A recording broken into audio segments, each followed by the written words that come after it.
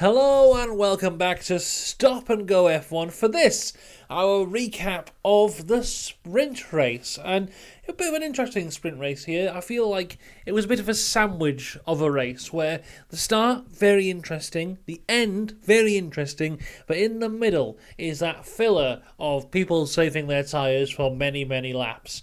Let's get into it though. So we have Lando Norris on pole, Lewis Hamilton is alongside, Alonso third, and championship leader Max Verstappen in fourth after that incredible qualifying session from yesterday.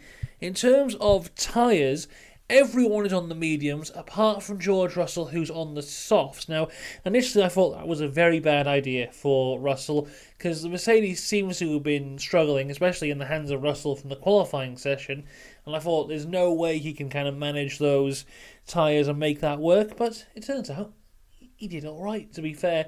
What was quite surprising is off the start, Russell didn't have a good start, which is what you normally expect from the soft tyres. He went backwards on the start, but then was able to fight through when people were kind of trying to save their mediums, which doesn't make any sense whatsoever.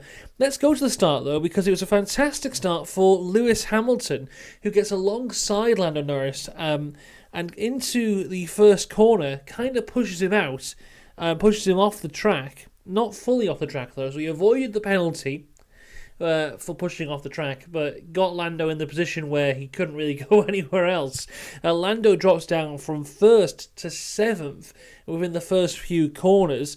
Alonso also had a fantastic start and was right all over the back of Lewis once Lando was out of the way. So those two also fighting for the lead of this race.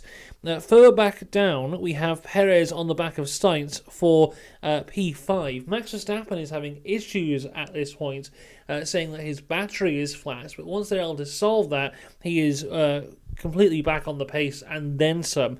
By lap 7, he's within DRS range of Alonso and is able to get past him into the hairpin for P2. He's then hunting down Lewis Hamilton, who has a lock-up and goes wide into the hairpin, cutting that gap now down to 0.3 seconds, and one lap later, Max Verstappen is in the lead of the race, leading the Chinese Grand Prix for the first time in his career. A bit further back, though, that one of the big stories of the race is the Alonso train. So Fernando Alonso now has dropped back from the likes of Hamilton and Verstappen, but he has got Sainz, Perez, Leclerc and Norris behind him, all within DRS range. But it was the incredible top speed of the Aston which kind of allowed him to stay within the lead. Even with Sainz with DRS, he wasn't able to get past until a lot later on in the race. Now this could be that maybe they were saving their tyres, or maybe it was just that Aston top speed. But yeah, it took a while for Sainz to be able to get past. There was an incredible wheel-to-wheel section between Sainz and Alonso. It seemed to last about 5 or 6 corners. They do have a bit of contact at one point. I'll get back to that in a second. But as they're battling wheel-to-wheel, Perez goes down the inside and overtakes both of them, going up into P3 and gets away there.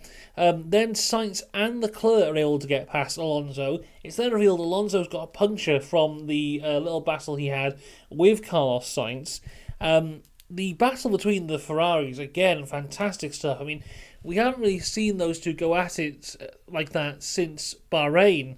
But yeah, when it comes to those two fighting, there's no love lost there between the two teammates. Really elbows out stuff. Sainz basically used Leclerc as a stopping block when it came to the hairpin. Pushed him out. I thought Alonso was going to get him back again, but that puncture came back to haunt him. Alonso having to pit there. But yeah, great stuff from the Ferraris. Leclerc is able to get passed by Sainz eventually for P4. Alonso is told to retire the car. This was only like lap 18 or 19. He was at the back already because he had to pit for the puncture. But as we cross the line, it is Max Verstappen who takes the win.